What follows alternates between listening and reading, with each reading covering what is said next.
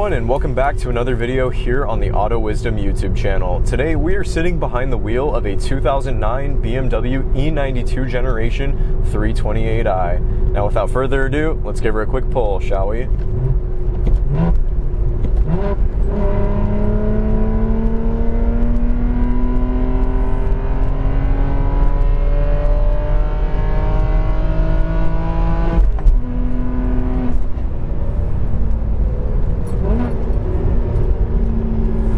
This specific BMW 328i is equipped with a 6-speed manual transmission, and it is a single hump, which means that it's somewhat of a stripper spec. It doesn't feature navigation, it doesn't have a big clunky infotainment screen with multi-disc CD changer.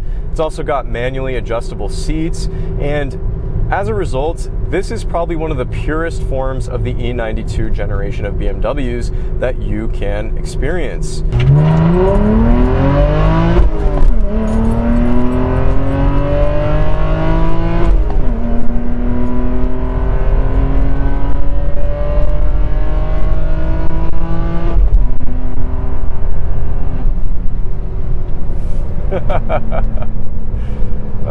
You gotta love an inline six, guys. Naturally aspirated goodness. With that being said, this car is also not 100% stock. I would like to think it's somewhat in the OEM Plus category. It is lowered on a set of KW V1 coilovers. It's got a set of Apex EC7 wheels, 18 by 8.5 squared, with some wheel spacers to complement the aggressive fitment and stance. And it's also got a somewhat custom exhaust setup featuring a set of active auto work catless headers. It's got a secondary cat delete leading to a vibrant ultra quiet resonator that exits out to a BMW factory performance muffler.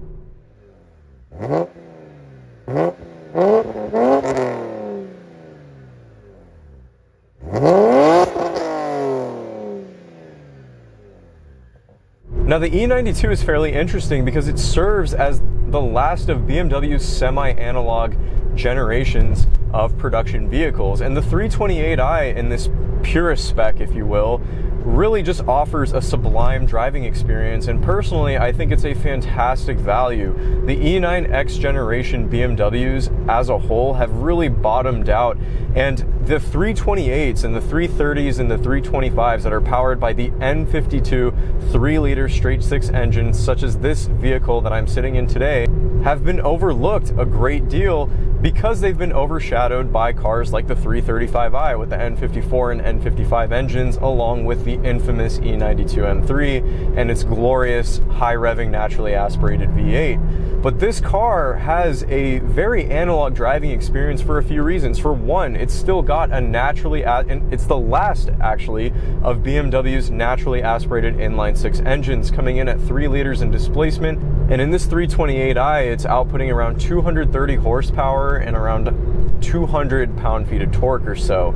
This specific 328i is actually an N51, which is a SULEV vehicle, so it has some slight differences in terms of the emission control systems and the intake manifold that's featured in this engine, but overall N51 and N52 are very similar, and their power outputs are virtually identical.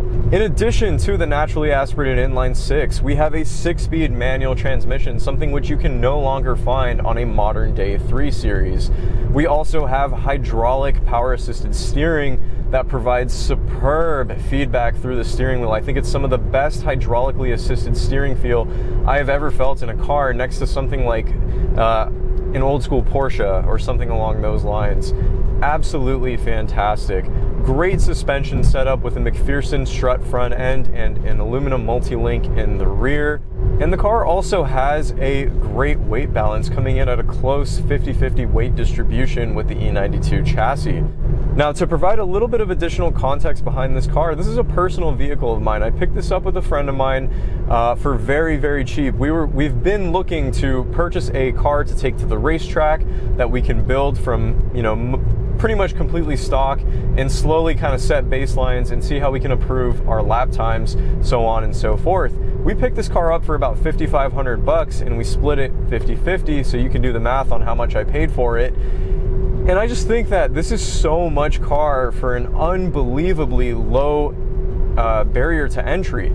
The E90s have really been overshadowed, in my opinion, and the E36s, the E30s, even the E46s as well. All the previous generations of 3 Series, both the M models and the non-M models, have gotten very, very expensive, especially to find relatively clean and unmodified examples. But with the E92, you can still get them for very, very cheap. And again, this is the last of, you know, manual transmissions, naturally aspirated inline-6 engines, hydraulic power steering. The only thing I wish these cars could have from the factory is a limited slip differential. It is a bit unfortunate that they are not equipped with one. However, let's talk about how this thing drives a bit more. The road mannerisms of the E92 are fantastic. It is a very easy car to drive. This manual transmission in particular is extremely slick. It's kind of got that classic rubbery feeling out of the transmission. It's not like the notchiest or most direct feeling gearbox, but it is very, very forgiving. It is very easy to row through the gears. And if you're someone that's like learning how to drive a manual transmission, believe it or not, this is an excellent car to learn on, in my humble opinion. In addition to that, the pedal placement and the spacing is superb. The brake pedal and the accelerator are fairly close together, which actually makes it very easy to heel-toe downshift under heavy braking in this car, which is perfect because we plan on taking this car to the track, and we're going to need to be doing that when we're flying down a straightaway and are braking, you know, from a very high speed. In addition to that, this car is lowered on those KWV1 coilovers, as I mentioned previously, so I can't speak too much for the stock suspension setup. However, this is a non-sport package equipped vehicle, and with these KWV1s, it rides very, very well. It feels OEM plus in the sense that you have a little bit more firmness out of the dampers, but overall, this is how I would have imagined a stock BMW 3 Series to ride from the factory. There is a fair amount of body roll with these dampers, and keep in mind, we didn't exactly pick these V1s to install onto the car. When we purchased it, they were already pre-installed. So we're just gonna run it for now on the track until, you know, we can go ahead and justify the cost of a proper set of motorsport-oriented coilovers for this car. But let's go ahead and touch on the N52 engine a bit more.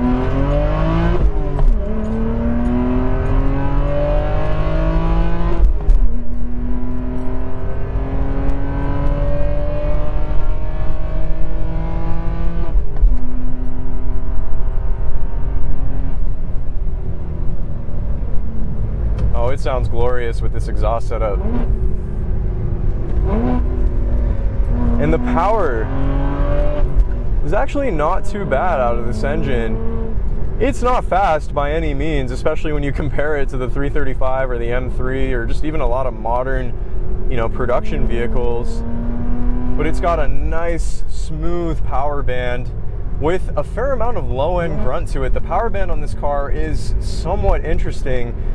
It builds power progressively, but it also does seem to have a fair amount of low-end grunt, which I personally appreciate quite a bit.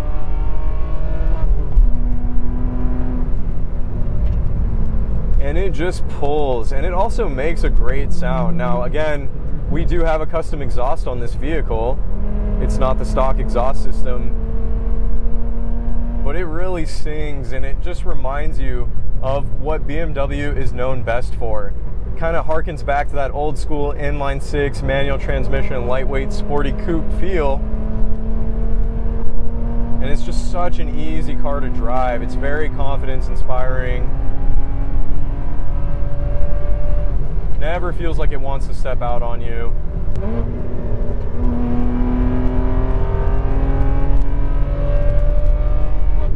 I actually do like the fact that there is some compliance to the suspension with these KWV1s. I think a little bit of body roll from the dampers is healthy in a car like this. I wouldn't want it to be too stiff. I think that can provoke, you know, negative driving characteristics, maybe a little bit of unwanted understeer. And I think you do want a level of plushness with the suspension in order for the car's chassis to feel composed through some of these corners. And the lower center of gravity also does help with, you know, aiding in the overall handling of the car. The steering, again, is so wonderful. It's got so much feedback to it. And just from an everyday, like daily driver standpoint, the interior of this car and what it offers is, you know, second to none, honestly. Exterior styling is great. It still looks fairly modern. It's a very beautiful car to look at, in my opinion, especially this car being lowered. The stance has kind of been dialed in a bit with these Apex EC7 wheels. Really pops, especially with the red paint. And on the inside of the car as well, it's just simple. It's analog. It's gimmick-free. It's classy. It's fairly quiet when you're just cruising and putting around town. But overall, just very, very pleased with the 328i overall. Now, the unfortunate downsides to this car is that it's a bit of a porker. I think the curb weight on this vehicle comes in at around 3,350-ish pounds or so, or just a little bit under, more or less, depending on the spec and whatnot, how much fuel obviously is in the car. Our plan with this car, and if you guys would like to see some more progress videos on the track build for this E92, please let me know, and maybe I'll film some videos documenting that process. We do plan on shedding as much weight as possible out of this car as we progress with the build. So I think pretty confident we can get around 250 pounds or so fairly easily out of this thing and really enhance the performance and lower the curb weight as well. I do wish BMW would also, you know, include a factory limited slip differential. Obviously that is reserved for a model such as the E92 M3, but even in the non-M offerings, these cars have so much performance capability that if they were paired with a limited slip diff from the factory, it would really make for just like the cherry on top in terms of the driver experience and extracting overall performance. So that's probably something we'll end up doing as well down the road, is installing or retrofitting some sort of limited slip differential into this car. The N52 is also a very economically friendly engine in the sense that it's fuel efficient overall when you want it to be. It's got decent power on tap, and it's also very cheap to operate and maintain. Parts for this car are next to nothing. So far we've done the valve cover gasket, valve cover, spark plugs, coil packs, upgraded a couple coolant hoses, just some basic preventative maintenance, and really it hasn't cost us very much at all in parts. I think we're looking at like under 200 bucks for all the parts so far. And in addition to that, N52 engines are very, very cheap. The parts are easy to come by. It's still, you know, more modern than some of the older retro classic models. And, you know, you can find an entire engine for like 1,200-1,300 bucks. So this car represents, in my opinion, you know, a very, very superb value for the money. And I think that's why I'm just so incredibly pleased by it. It's not the fastest thing in the world, it's not the lightest car in the world, but it still offers that old school BMW experience that the brand kind of earned that benchmark reputation for without breaking the bank. So with that being said, guys, I hope you enjoyed this review. I hope you enjoyed the video. And again, if you want to see some more footage on this track build process, please let me know in the comment section down below. Thank you so much for your support as always. And with all that being said, I will catch you all in the next one. Have a great day, everybody. Bye-bye.